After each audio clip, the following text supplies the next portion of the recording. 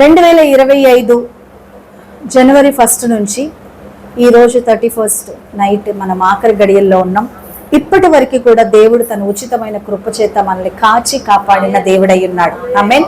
మరి ప్రభు సన్నిధానంలో మరి ప్రభు ఈరోజు రాత్రి ఏం మాట్లాడాలి మరి నీ సంఘముతో, ఎందుకంటే సంఘముతో ఉత్తునే జ్ఞానముతోనో లేకపోతే తెలివితోనో ఏదో వాక్యం తెలుసు కాబట్టి ఉన్నాయన్నీ అల్లుకుంటూ చెప్పడం కాదు. కానీ ప్రభువా నీ యొక్క ఆత్మ కార్యం జరగాలి, నీ సంఘముతో నువ్వేం మాట్లాడనై ఉన్నావు, ఈ 31వ తారీఖు రాత్రి మరి నీ ప్రజలతో ఏం మాట్లాడాలనుకున్నావు అని దేవుణ్ణి అడుగుతూ ఉన్నప్పుడు దేవుడు సిద్ధపరిచాడు. అది ఏంటి అంటే గాడ్ చేంజెస్ ఎవ్రీథింగ్.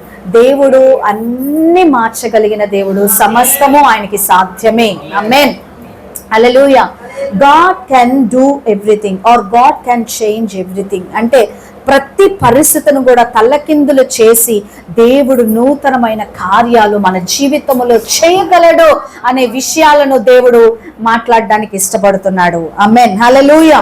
ఒకసారి మనము చూద్దాం, మన జీవితంలో ఈ 2025వ సంవత్సరం అంతా కూడా ఎంతో మంది మన జీవితంలో మనల్ని శపించిన వారు ఉండుంటారు, నిందించిన వారు ఉండుంటారు, అవమానించిన వారు ఉండుంటారు.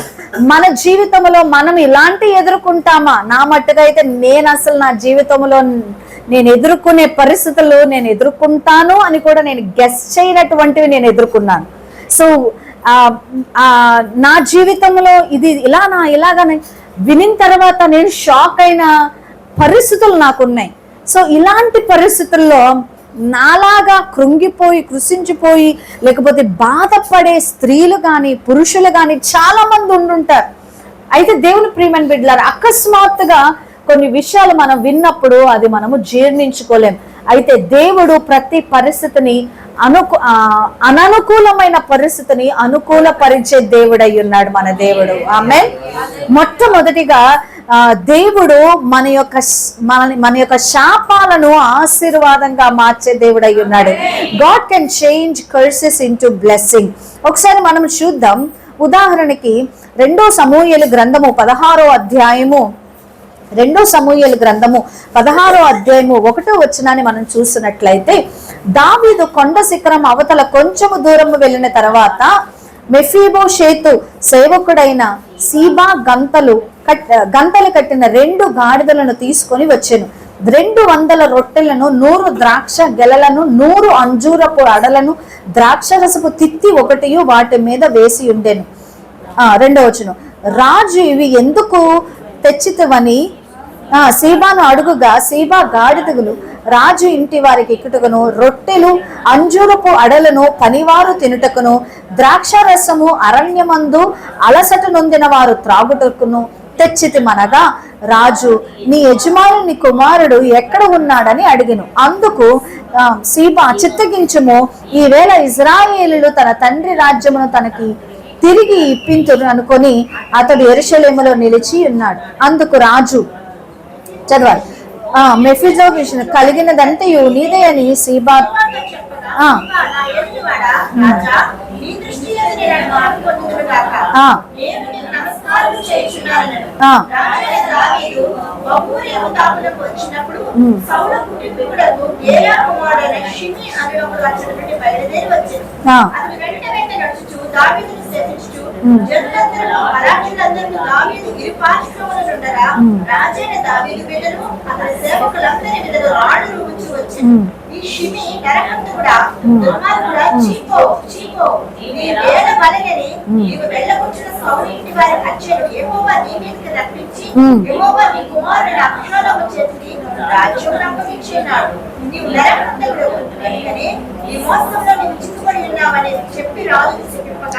హల్లెలూయా.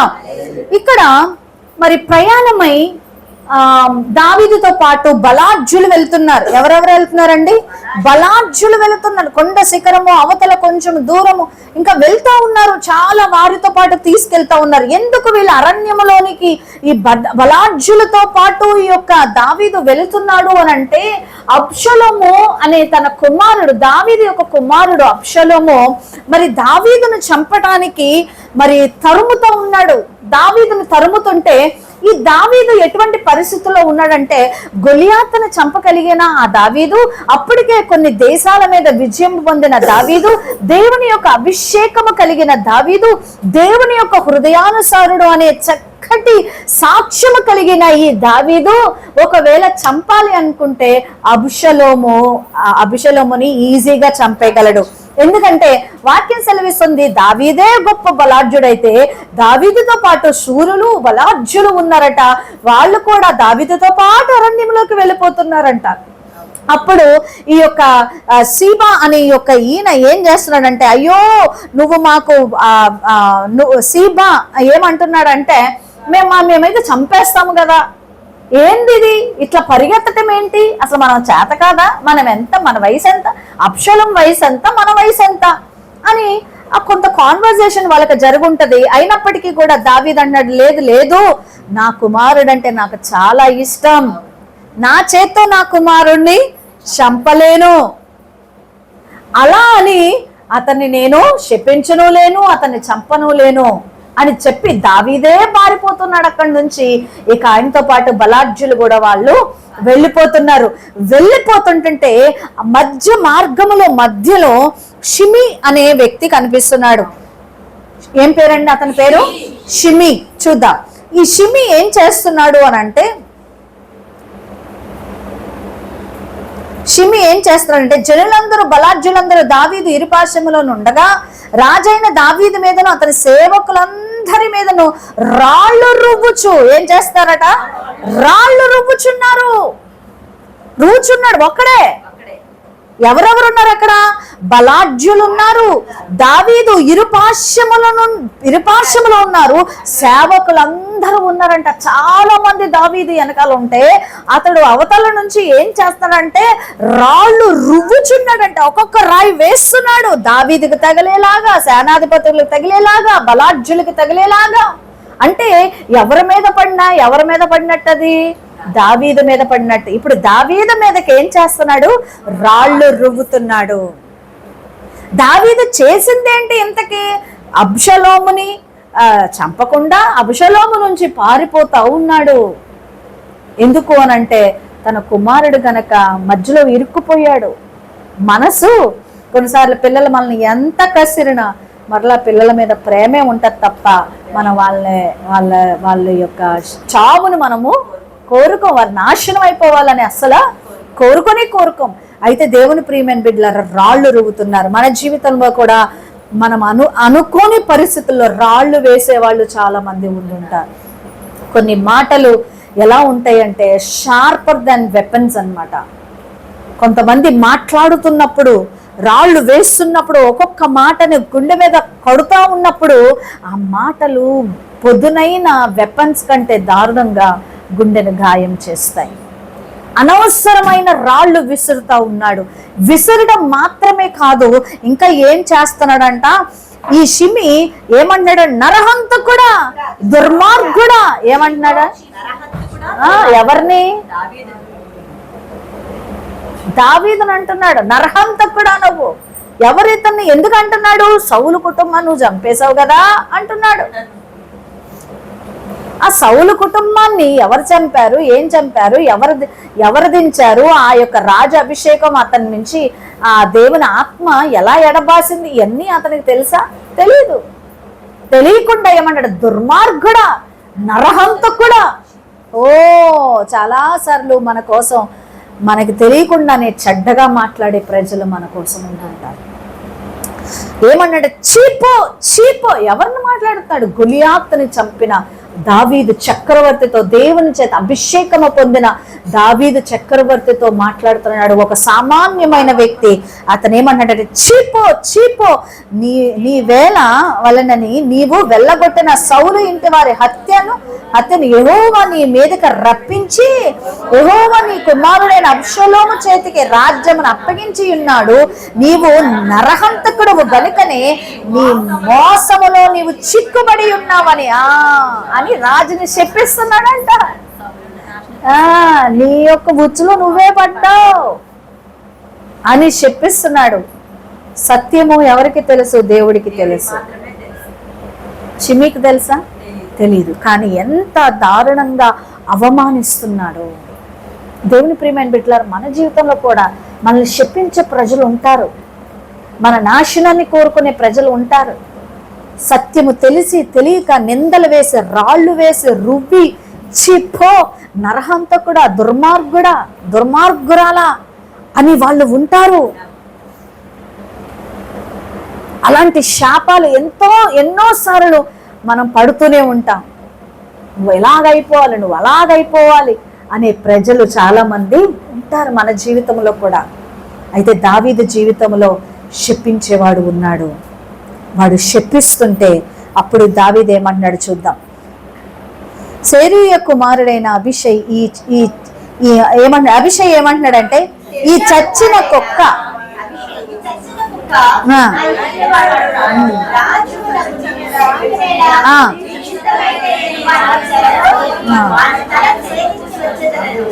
చాలు చాలు ఏమంటున్నాడు ఈయన అభిషేక్ ఏమంటున్నాడు, అయ్యో ఈ చచ్చిన కుక్క.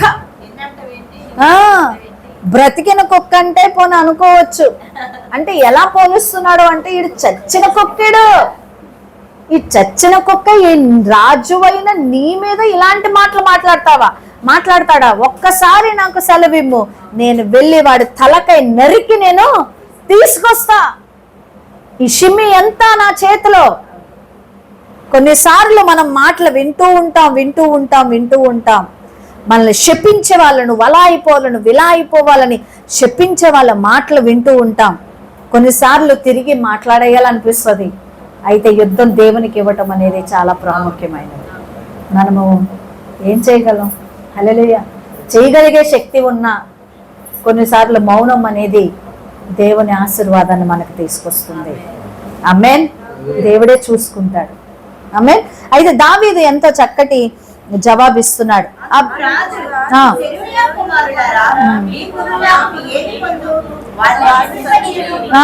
దావీదును శపింపమని యెహోవా వానికి సెలవీయగా, నీవు ఎలాగునెందుకు చేయుచున్నావని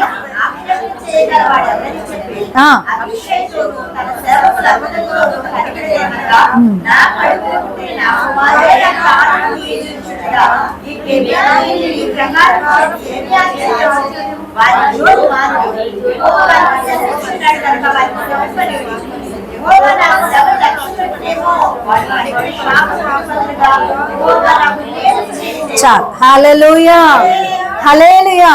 ఇక్కడ ఆఖరి వచనం ఏంటంటే, యెహోవా నా శ్రమను లక్ష్య పెట్టును కాక. లక్ష్య పెడతాడు. ఆయన అంటున్న మాట ఒక్కొక్కటి గుండె గాయము. దావీదుకి గుండె గాయం వేస్తుంది. చాలా మాటలు పడుతున్నాడు. చీపో అని.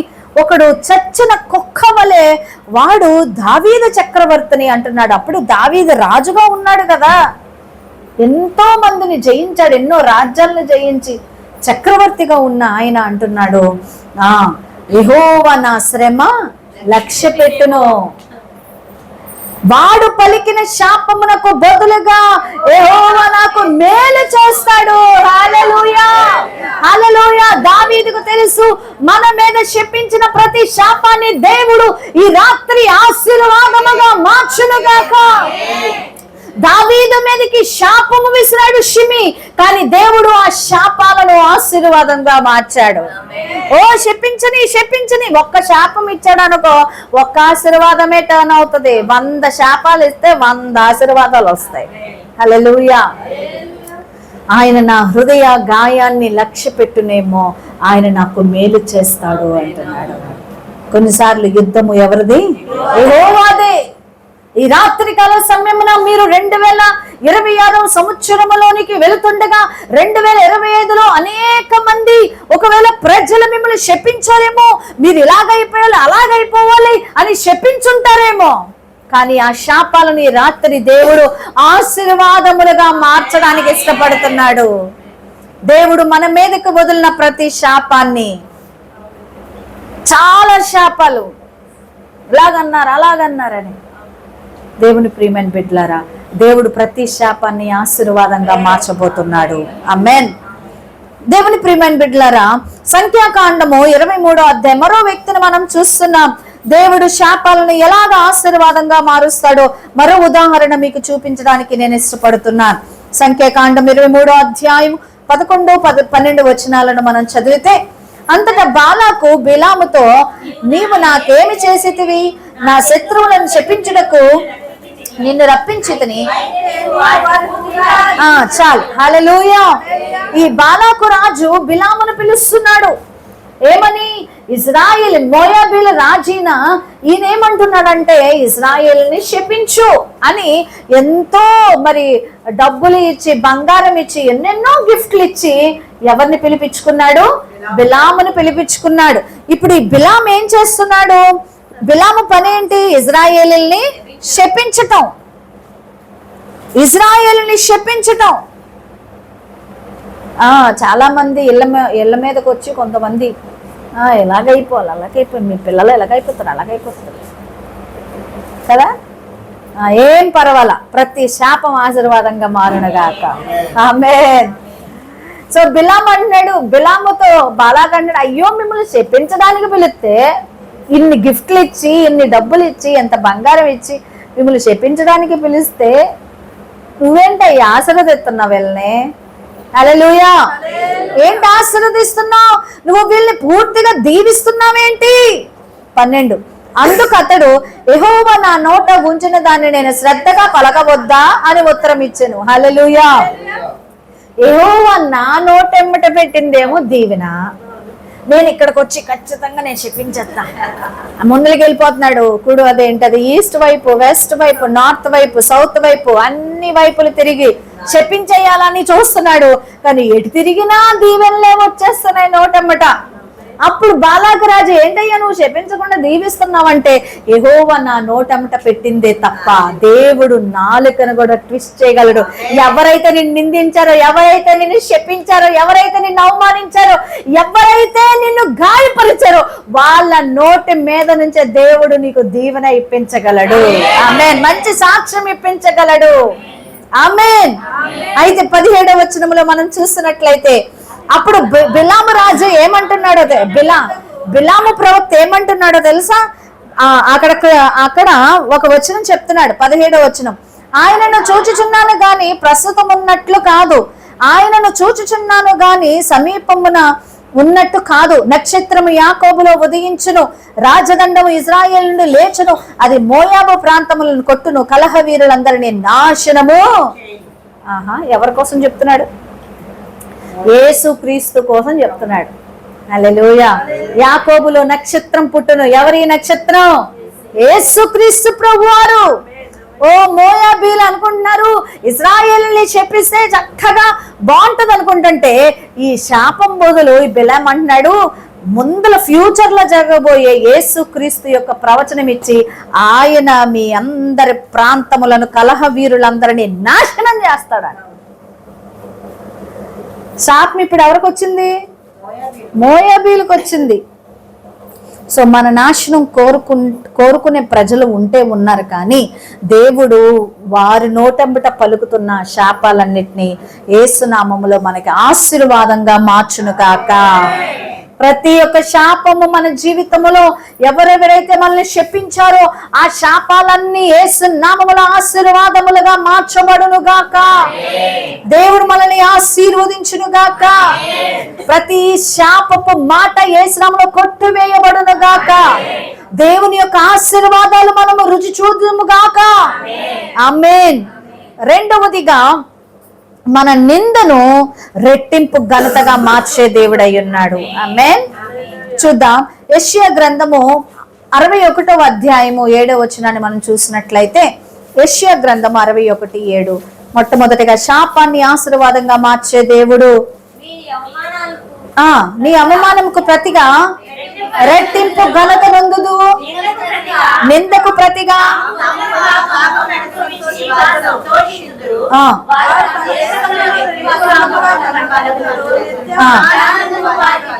చాలు. హల్లెలూయా. మీ అవమానమునకు ప్రతిగా రెట్టింపు ఘనత మీరు నొందుదురు. Praise the lord. దేవుడు రెట్టింపు ఘనతని ఇస్తానంటున్నాడు. అవమానానికి ప్రతిగా దేవుడు ఏం చేస్తాడంట? రెట్టింపు ఘనత. యోసేపును అవమానించారు అన్నలు. యోసేపును తండ్రి కూడా ఒకానొక సందర్భంలో మేము కూడా నమస్కారం చేస్తామా అని అన్నాడు.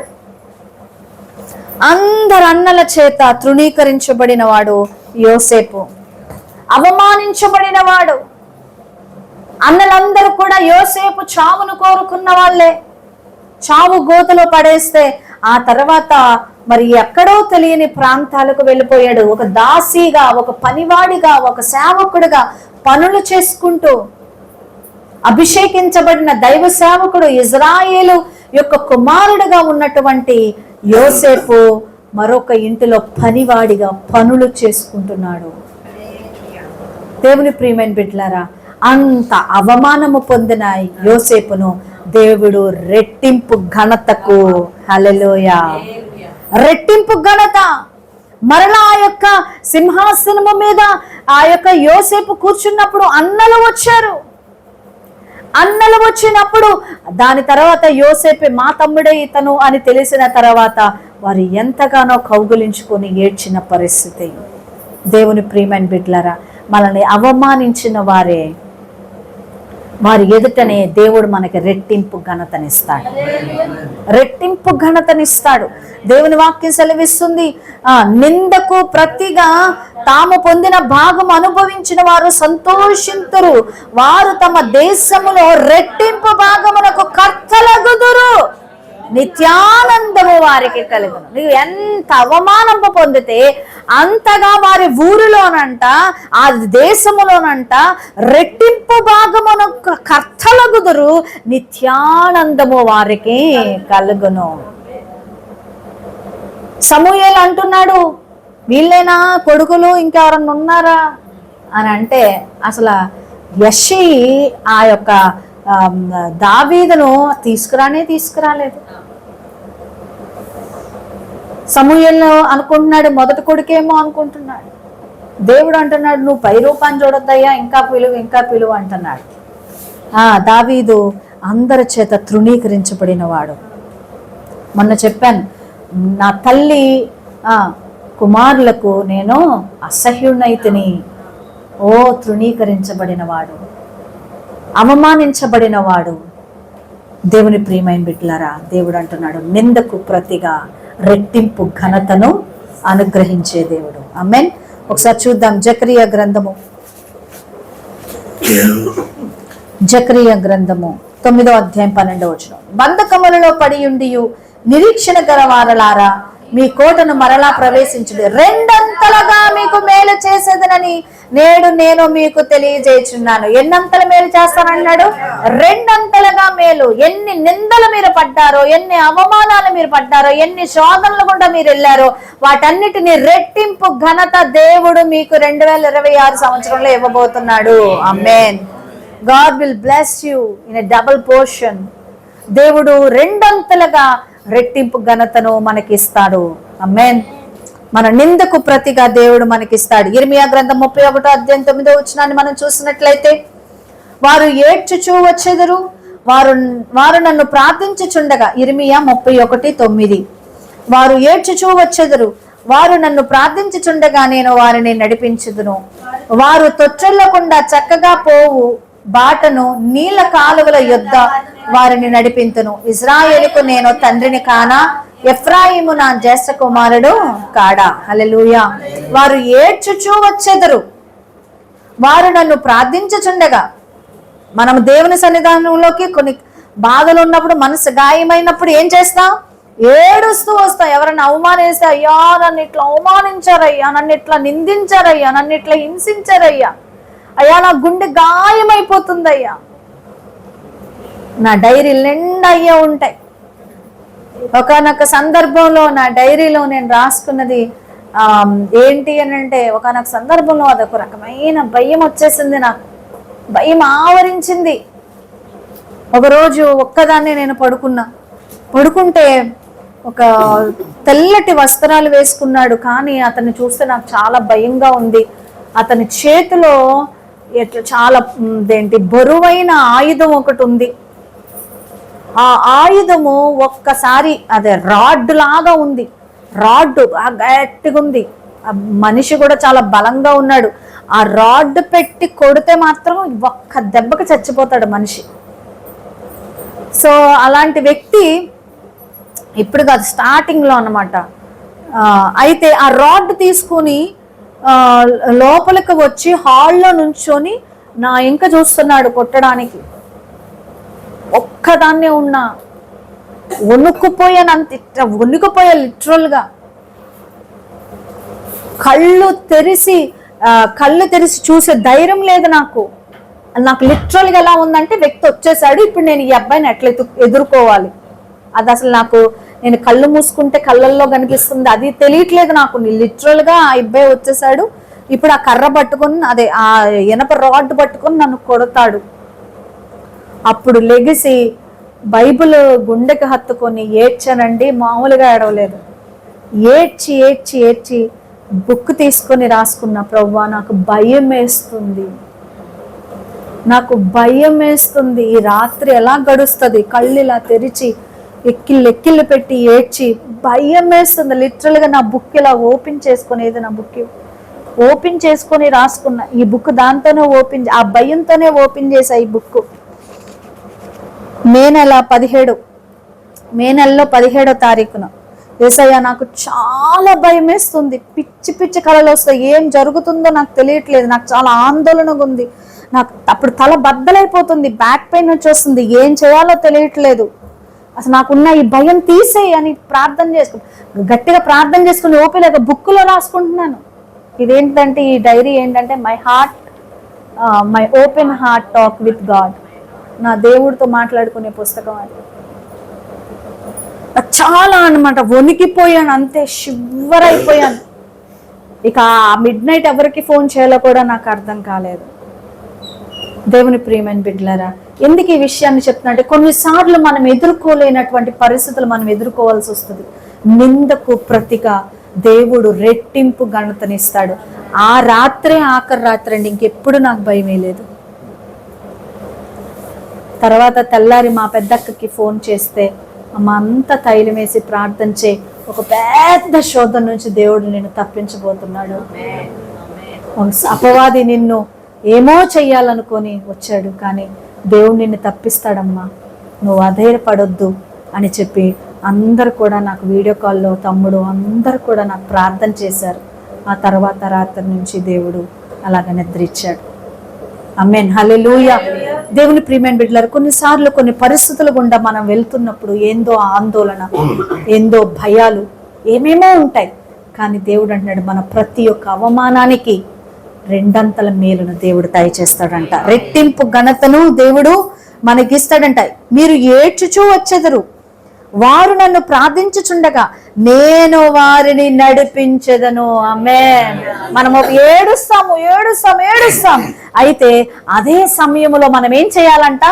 ప్రార్థన చేయాలి, దేవుణ్ణి అడగాలి, ఈ ఫియర్స్ నుంచి నాకు విడుదల దయచేయి అని అడగాలి. అప్పుడు మనం ప్రార్థించుచుండగానే దేవుడు ఏం చేస్తాడంట? మన చెయ్యి పట్టుకొని నడిపిస్తాడంట. మీకు ఏ పరిస్థితిలో భయం వేస్తుందో ఆ పరిస్థితుల్లో మీరు ఏం చేయాలి? ప్రార్థన చేయాలి. మీకు ఏడ్చే పరిస్థితులు వచ్చినప్పుడు, వారు ఏడ్చుచూ వచ్చెదరు, అయితే వారు నన్ను ప్రార్థించుచుండగా నేను వారిని నడిపించెదను, వారు తొట్టిల్లకుండా చక్కగా పోవు బాటను నీళ్ళ కాలవల యొద్ద వారిని నడిపించును. ఆమేన్. వాళ్ళు తొట్టిల్లకుండా దేవుడు ఎలా చేస్తాడంట? చక్కగా నడిపిస్తాడట. మనం తొట్టిల్లిపోతాం కదా, తొట్టిల్లిపోతున్నప్పుడు దేవుడు అన్నాడు, ఎక్కడ నడిపిస్తాడంటే ఎండిన భూమిలో నడిపించడట, నీళ్ళ కాలువల యొద్ద వారిని నడిపించును, ఇజ్రాయేలుకు నేను తండ్రిని కానా. హల్లెలూయా. ఆయన మన తండ్రి, మనల్ని ఆదరించువాడు, కన్న తండ్రి, మన తండ్రి ఆయన పరలోకమందు ఉన్నాడు, మనల్ని చక్కగా నడిపిస్తాడు.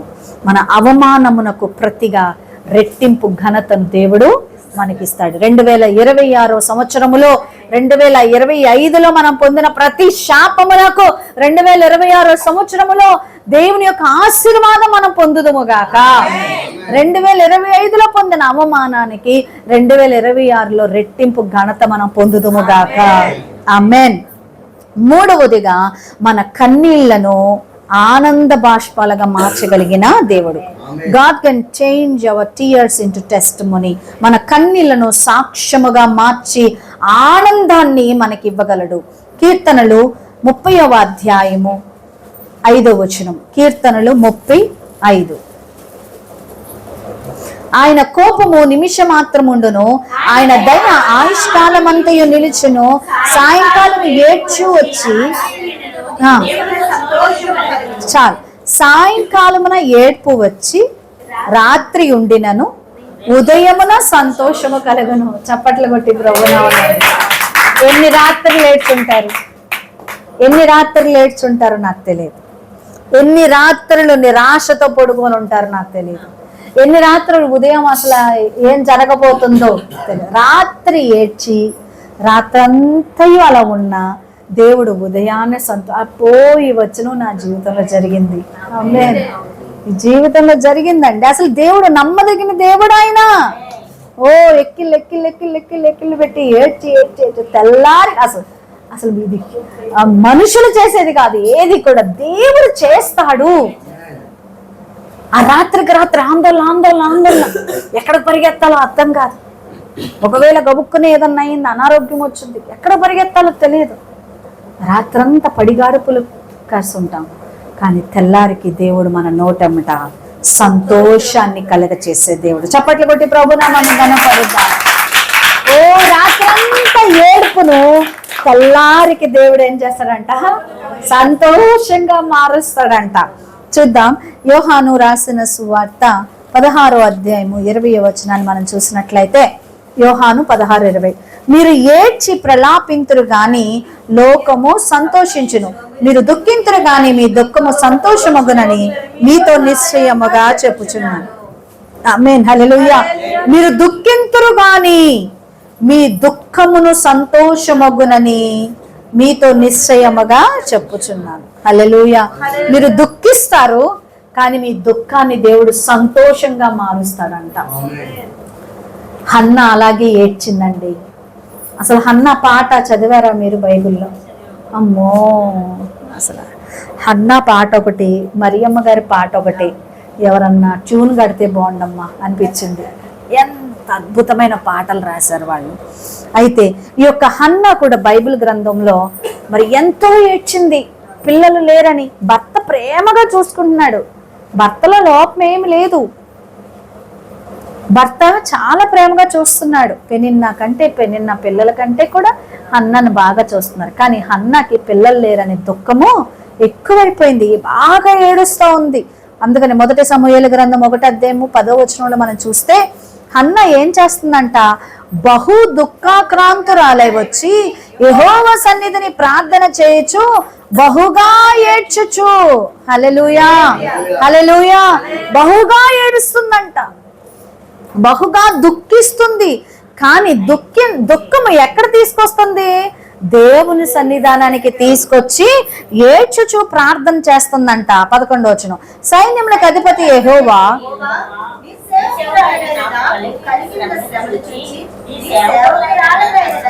మరొక జ్ఞాపకం చేసుకొని నీ సేవకురాలనైన నాకు మగపిల్లను దయచేసిన ఎడల వాని తల మీద క్షౌర కత్తి ఎన్నటికి రానియక వాడు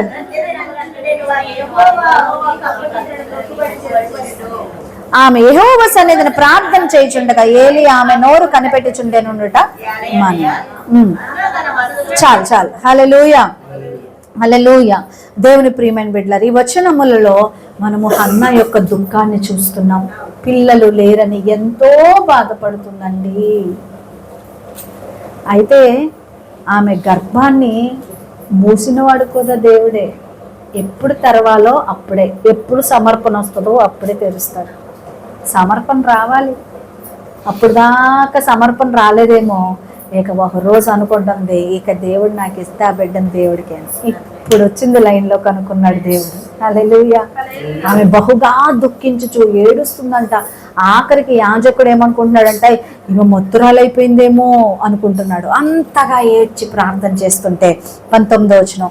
తర్వాత వారు ఉదయమందు వేగిరమే లేచి యెహోవాకు మ్రొక్కి తిరిగి రామాలోని తమ ఇంటికి వచ్చిరి. అంతటా ఎల్కానా తన భార్య హన్నను కూడెను, యెహోవా ఆమెని జ్ఞాపకము చేసుకొనెను. God remembered Hannah.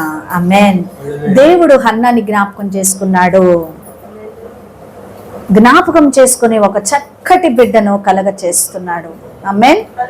దేవుని ప్రియమైన బిడ్డలారా, హన్నా ప్రార్థన కన్నీటిని ఏం చేశాడు? దేవుడు ఒక సాక్ష్యముగా మార్చాడు.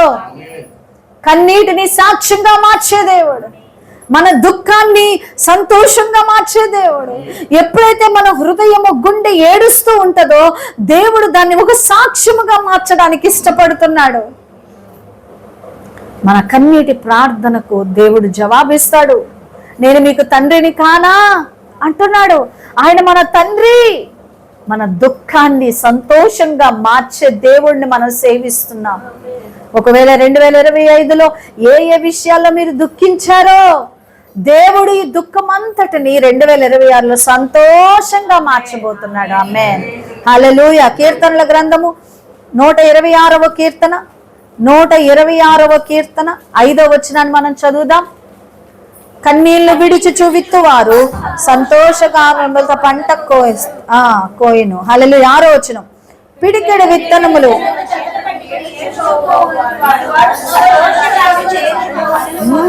నువ్వు ఏడ్చుచూ పోతా ఉంటే దేవుడు సంతోషగానములతో పనలిస్తాడంట. దేవుడు హల్లెలూయా.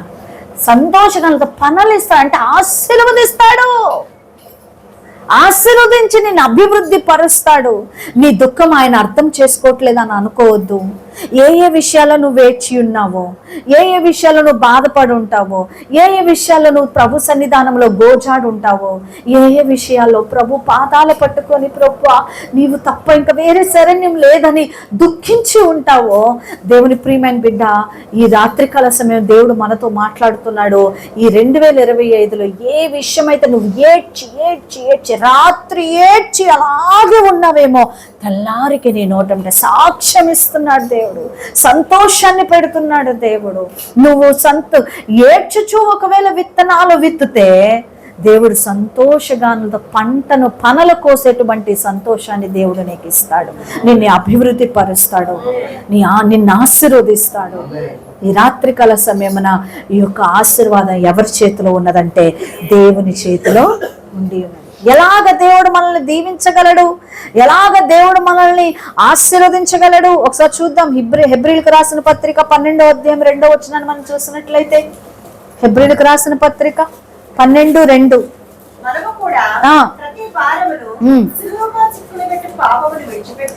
మనము కూడా ప్రతి భారమును సులువుగా చిక్కులు పెట్టు పాపమును విడిచిపెట్టి విశ్వాసమునకు కర్తయు దానిని కొనసాగించువాడైన యేసు వైపు చూచుచు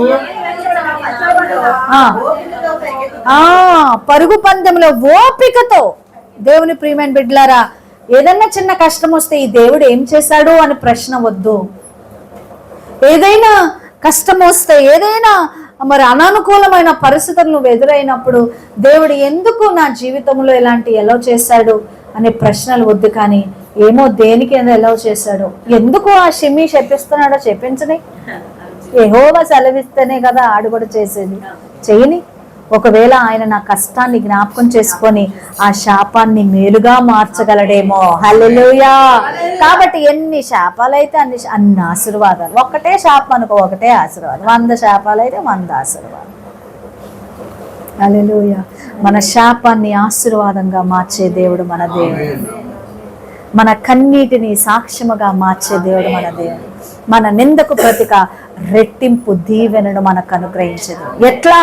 ఎలా చేస్తాడు అనంటే, క్రీస్తు వైపు, మన యొక్క రక్షణకర్త అయిన క్రీస్తు వైపు మనం ఓపికతో చూసి ఎప్పుడైతే మనం నడుస్తామో ఖచ్చితంగా దేవుడు ఈ 2026లో హీ కెన్ చేంజ్ ఎవ్రీథింగ్. ప్రతీది కూడా మార్చగలిగిన దేవుడై ఉన్నాడు. గుడ్డివారు కన్నులు తెరవగలడు, మోగవారు మాట్లాడేలాగా చేయగలరు, కుంటివారు నడిచేలాగా చేయగలరు. ఆయన అద్భుతమైన దీవెన. ఒకసారి చూద్దాం. యెషయా గ్రంథము 53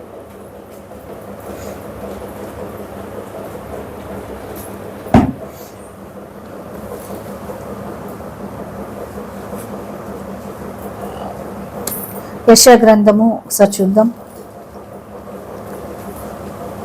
42వ అధ్యాయం 5వ వచనం నుండి మనం చదివితే, ఆకాశములను సృజించి వాటిని విశాలపరిచి భూమిని అందులో పుట్టిన సమస్తమును పరిచి దాని మీద ఉన్న జనులకు ప్రాణమును దానిలో నడుచు వారికి జీవాత్మనిచ్చుచున్న దేవుడైన యెహోవా ఇలాగ సెలవిచ్చుచున్నాడు.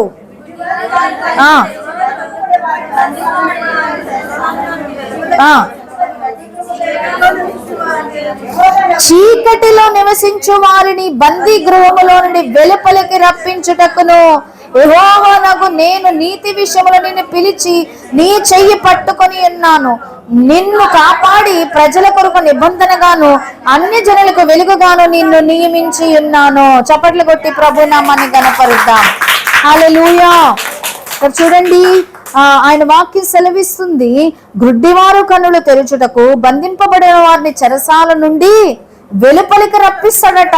బంధించబడిన వారు అనేక పరిస్థితుల చేత బంధించబడి, అపవాది చేత బంధించబడి, అనేకమైన విషయాలలో ఆర్థిక సమస్యలే కానీ, అప్పులే కానీ, మనం ఎదుర్కొంటున్న ప్రతి ఒక్క బంధకం ఏదైతే ఉన్నదో ఆ బంధకాల నుంచి దేవుడు మనల్ని విడిపించగలిగిన దేవుడు. చెరసాల నుండి వెలుపలికి రప్పిస్తాడట. ఆయన చీకటిలో నివసించిన వారిని బందీ గృహములో నుండి వెలుపలికి తెచ్చుటకు యెహోవానగు నేనే నీతి విషయములో నిన్ను పిలిచి నీ చేయి పట్టుకొని ఉన్నాను. ఆమేన్. ఆయన మన చెయ్యి పట్టుకున్నాడంట దేవుడు. ఆమేన్. మన చెయ్యి పట్టుకున్నాడు. నిన్ను ఎందుకు పట్టుకున్నాడు? నిన్ను కాపాడి ప్రజల కొరకు నిబంధనగాను అన్య జనులకు వెలుగుగాను నిన్ను నియమించి ఉన్నాను. ఆమేన్. యేసుక్రీస్తు కొరకు ఒక చక్కటి ప్రవచనం ఇస్తున్నాడు యెషయా. అయితే ఆయన చేత పిలువబడిన ఇశ్రాయేలు, యాకోబు, నేను నిన్ను పిలిచి ఉన్నాను, నిబంధనగాను అన్య జనులకు వెలుగుగాను నిన్ను నియమించి ఉన్నాను. ఆయన ప్రణాళిక మన జీవితం పట్ల ఉండి ఉన్నది. చీకటిలో నుంచి వెలుగులోనికి అన్య జనులకు వెలుగుగా మనల్ని నియమించాడట.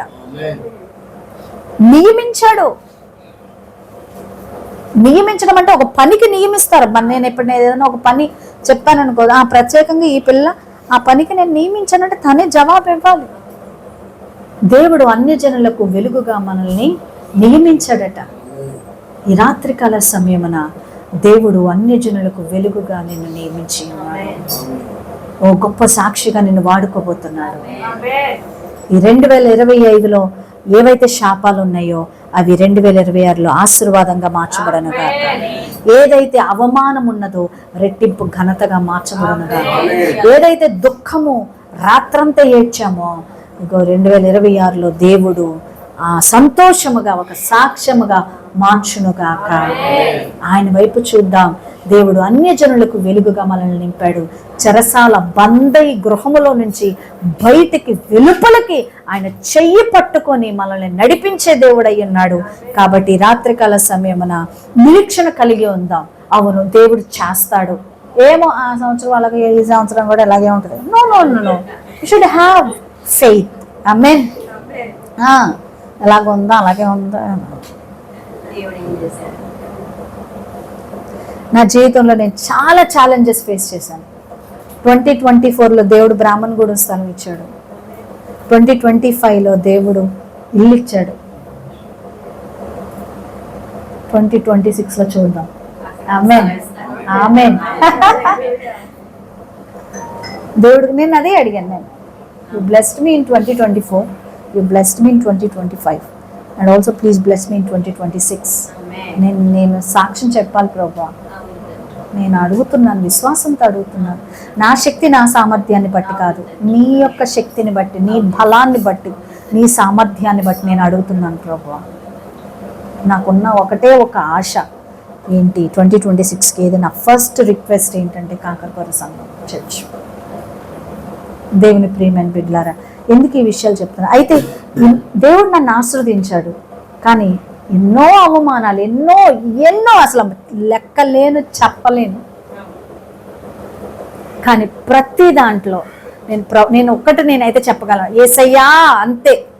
యేసయ్యే ప్రతి ఏడుపులో, యేసయ్యే ప్రతి దుఃఖంలో యేసయ్యే, ప్రతి సవాల్లో యేసయ్యే. ఎందుకంటే నాకు యేసు తప్ప ఇంకా వేరే దిక్కు లేదు కాబట్టి నేను యేసయ్యని అడిగాను. యేసయ్యే నా చెయ్యి పట్టుకొని నడిపించడం జరిగింది. ఆమేన్, హల్లెలూయా. ఈ రాత్రికాల సమయమున ఆ యేసయ్యే ఇంకనూ మనల్ని నడిపిస్తాడు. ఖచ్చితంగా నమ్ముదాం, దేవుని క్రియలు మనం చూద్దాం. 2026 సంవత్సరంలో 2026 సంవత్సరం మనకి దీవెనకరంగా మార్చబడబోతా ఉన్నది. ఆమేన్, హల్లెలూయా.